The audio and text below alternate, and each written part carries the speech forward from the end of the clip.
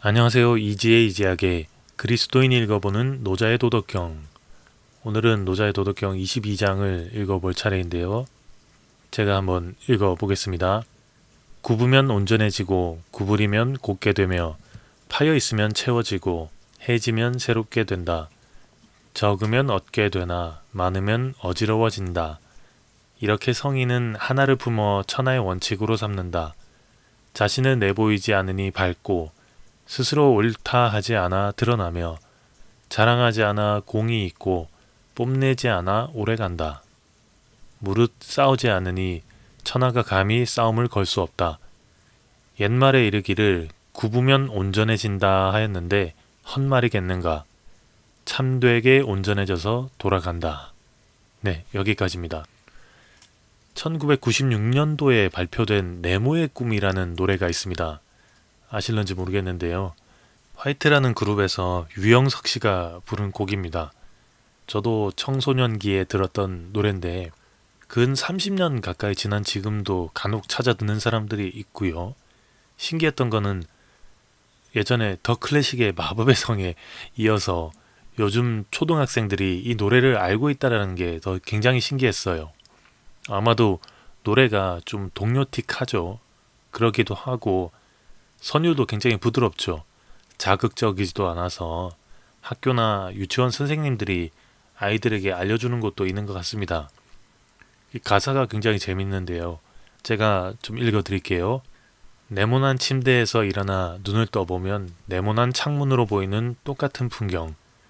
네모난 문을 열고 네모난 테이블에 앉아 네모난 조간신문 본 뒤 네모난 책가방에 네모난 책들을 넣고 네모난 버스를 타고 네모난 건물을 지나 네모난 학교에 들어서면 또 네모난 교실, 네모난 칠판과 책상들, 네모난 오디오, 네모난 컴퓨터, TV, 네모난 달력에 그려진 똑같은 하루를 의식도 못한 채로 그냥 숨만 쉬고 있는 걸.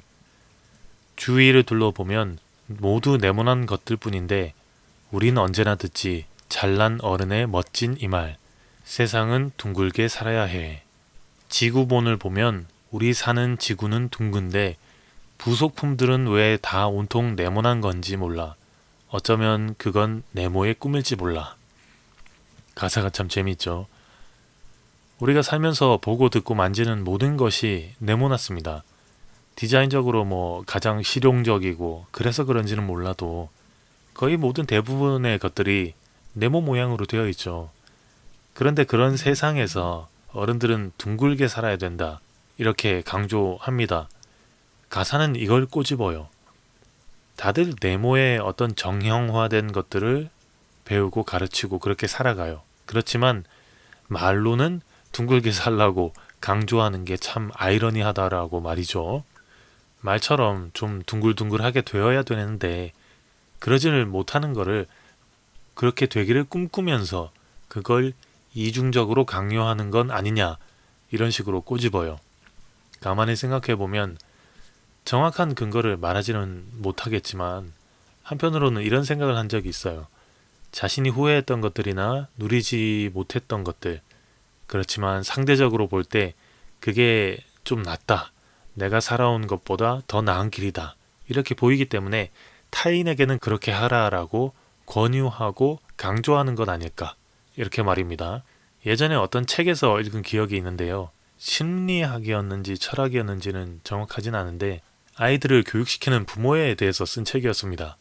작가가 말하는 것 중에서 실제로 부모가 자신이 누리지 못한 것들에 대한 열등감이나 후회하는 것들에 대해서 자식에게 강조하고 강요하는 심리가 있는데 그래서 자신이 살아온 인생의 반대 방향으로 자식을 살게 하려고 노력한다라고 말이죠. 그리고 그 목적이 자신이 자식으로 인해서 대리만족을 꿈꾸는 건지 아니면 정말로 자식을 위해서 그렇게 하는 건지 그거는 잘 생각해야 된다. 이렇게 작가는 말했어요. 중간 부분까지는 보면서 참 비판적이다 했는데 마지막에 목적을 강조했을 때 머리를 세게 한 대 얻어맞은 것 같았습니다. 왜냐하면 실제로 그런 신뢰들이 주변에서 종종 보이잖아요. 우등생이 성적 때문에 혼나기 싫어서 부모를 죽이는 일도 있고요. 소위 말하는 잘난 자식을 앞세워서 남들 앞에서 주목받는 사람들도 있잖아요. 이번 노자 22장을 보면 이런 좀 비슷한 생각이 들기도 해요. 굽으면 온전해지고 구부리면 곧게 된다. 이렇게 시작하는 곳부터 사실 거슬려요. 왜냐하면 노자는 기록에 따르면 당시 중원 국가였던 주나라 왕실 도서관장이었습니다. 요즘으로 치면은 국회 도서관이나 서울대, 카이스트 같은 이런 곳의 학장, 그 정도 될까요? 그렇다면 보통 인물은 아니었겠죠. 웬만한 사람들보다 소양도 깊었을 거고요. 그렇다면 그 자리까지 가려면 또 얼마나 곧게 그리고 얼마나 우직하게 한 길만 걸었을까 그런 생각이 들기 때문인데요. 그런데 그런 사람이 변한간 깨달았다라고 하면서 훌쩍 떠났는데 그 바지가락을 붙잡고 애원하는 성문지기에게 남긴 글이 굽게 굽게 살아 이런 글이니까 말입니다. 마치 네모의 꿈 노래 가사에서 어른들이 하는 말과 좀 비슷한 것 같아요. 둥글게 살아야 돼 라는 그런 말과요. 그래서 어떤 면에서 보면 노자를 제왕학이라고 하는 게 과연 그럴 수도 있겠다라는 생각도 드는데요. 왜냐하면 이렇게 보면 지금 굽히고 구부리라는 이 말이 어떤 야심이나 야욕을 품고 있는 거잖아요. 그래서 지금은 참는 건데 내가 지금 무릎을 꿇는 건 추진력을 얻기 위함이다. 이런 것이 될 수도 있으니까 말입니다.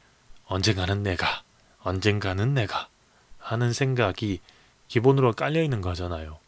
그렇지만 과연 노자를 그렇게 볼 수 있을까라고 했을 때 개인적으로는 아니라고 생각이 들어요. 노자가 한 말들을 생각을 해보면 물기를 말하고 그렇게 굽이굽이 살라는 걸 강조하면서 현실에서 대빵이 되고 더 큰 사람이 되는 거에 그렇게 목매지 않았기 때문이죠.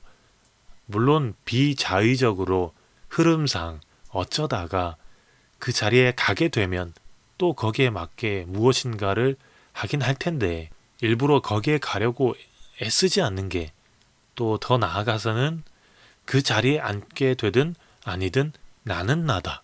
이게 노자의 원리에 가깝겠어요. 말하자면 현실에서 초탈해 있는 것 같지만 누구보다도 지금의 현실적이고요. 누구보다도 지금의 현실적이라서 현실주의자구나 했는데 누구보다 초탈해 있는 그런 경지를 추구하고 말한 게 노자예요. 말이 좀 어려운데 이런 노자에 관해서 최진석 교수님은 이렇게 말했습니다.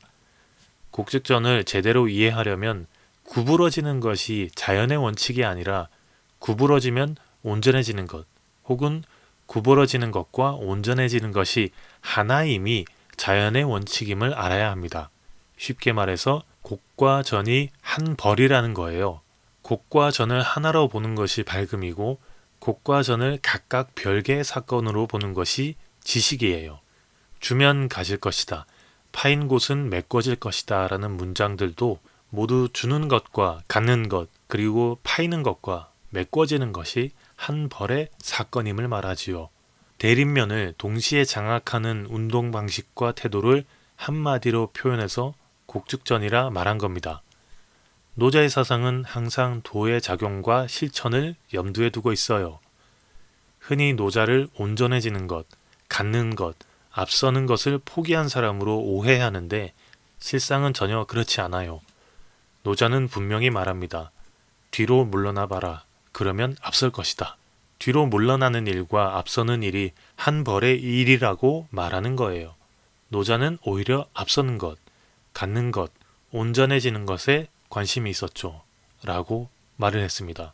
노자가 오히려 앞서는 것 같은 것, 온전해지는 것에 관심이 있었다는 그런 마지막 문장에는 약간 고개가 갸웃거리기는 하지만 전반적으로 이분이 말씀하신 기와 가를 하나의 사건 혹은 하나의 사실 같은 것으로 본다는 말과 도의 적용과 실천을 염두에 두고 있다는 관점은 통설입니다. 노자가 보기에는 거대한 도의 세계에서는 흑과 백, 명과 암이 뒤섞이지도 구분되지도 않는 소위 말하는 태극의 모양으로 표현된 것처럼 되어 있는데 마치 물리학적으로 두 가지 물질이 질적으로나 양적으로나 완전히 대립된 상태에 있기 때문에 안정적이라고 말할 수 있는 것처럼 안정적입니다. 완전히 대립되어 있기 때문에 혼돈이라고 표현하기는 하지만 그 자체가 도인 거예요. 다시 말해서 살면서 늘 원칙을 지킬 수만은 없기 때문에 예외라는 게 있죠. 예외라는 건 사실 원칙이 있다면 원래는 존재해서는 안 되죠. 예외라고 붙이는 순간 원칙과 비원칙의 경계가 흐려지잖아요. 그렇지만 사실 세상 모든 일들이 그렇게 이분법적으로 나눠서 볼 수 있는 건 아니잖아요. 그래서 어느 정도 용인해주면서 예외라고 붙입니다. 그리고 이 예외는 상황에 따라서 조금씩 달라져요. 덕분에 원칙이라는 것도 어느 정도 수정 작업이 이루어지기도 하죠. 노자는 굽으면 온전해진다라는 말을 통해서 아마도 이걸 말하고 싶었던 것 같습니다. 사실 곱고 우직하게 한 길을 고집하는 것도 나쁘지는 않지만 길은 굽은 길도 있기 때문에 그렇게 직진만 하다가는 벼랑에서 떨어질 수 있다고요. 굽이 가야 할 때는 굽이 가고 기다려야 할 때는 기다려야 한다고 말입니다. 그렇게 조금씩 길을 찾고 웅덩이가 되면서 계속 흘러가는 물처럼 행동해야 된다라고 말입니다. 그것이 자신을 잃지 않고 계속 자신을 유지하면서 갈 길을 갈 수 있는 방법이라고요. 성경을 볼 때 이스라엘에게 가장 큰 사건이 무엇이었을까 하면 단연코 출애굽 사건이겠죠.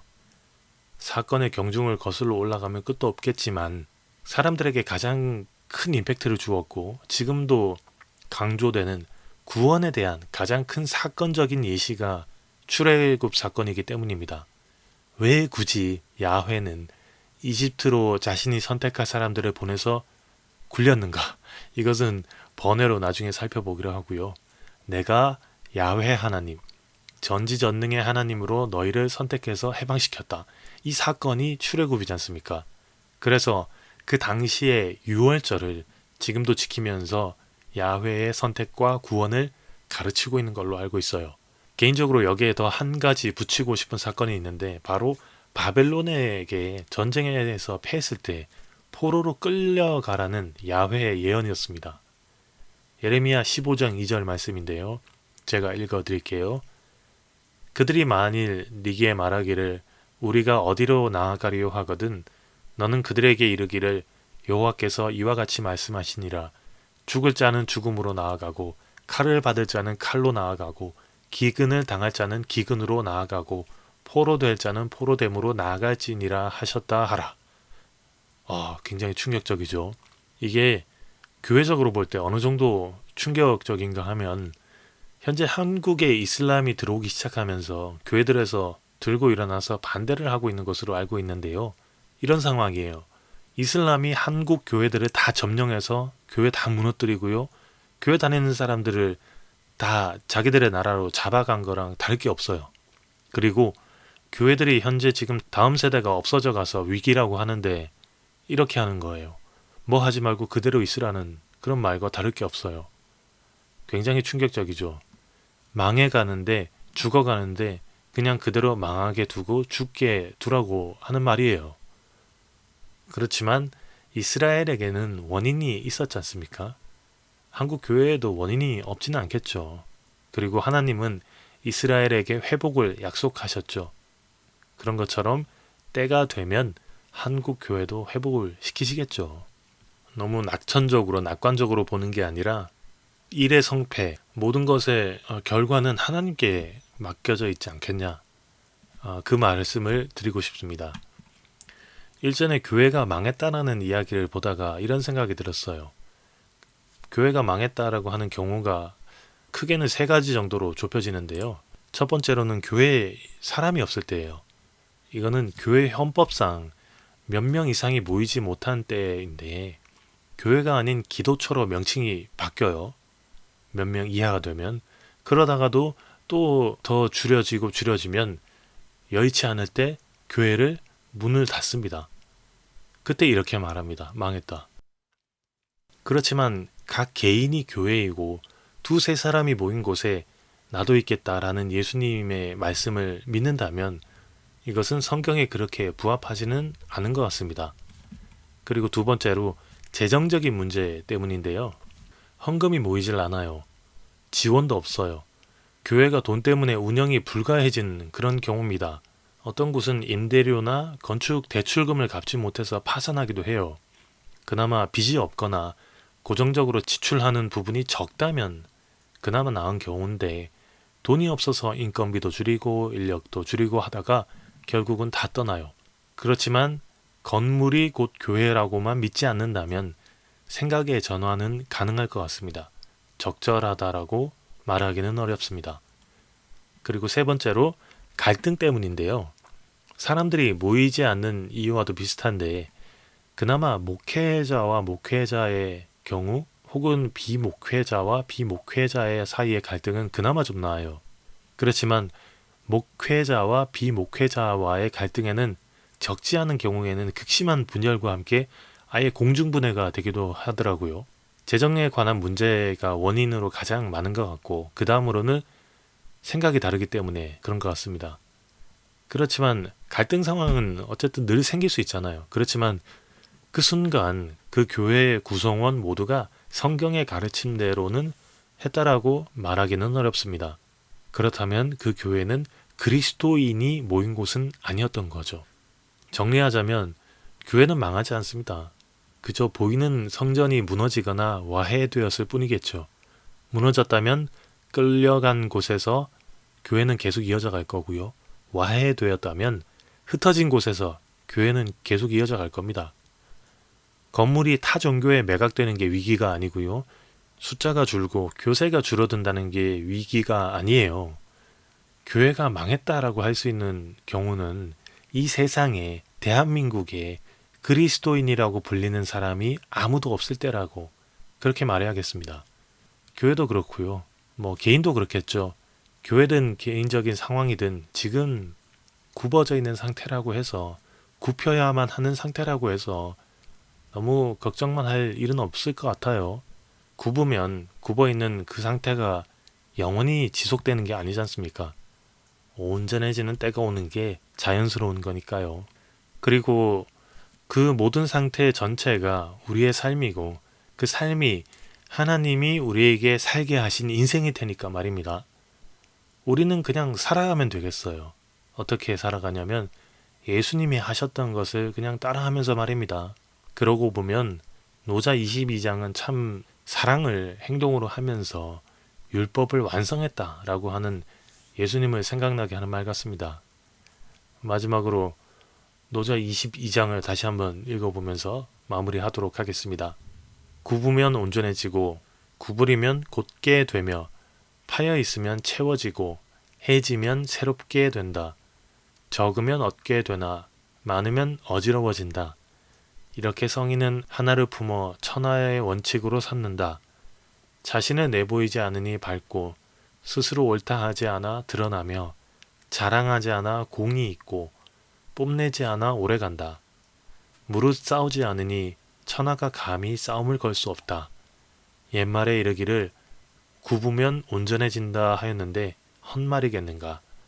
참되게 온전해져서 돌아간다. 네, 들어주셔서 감사합니다.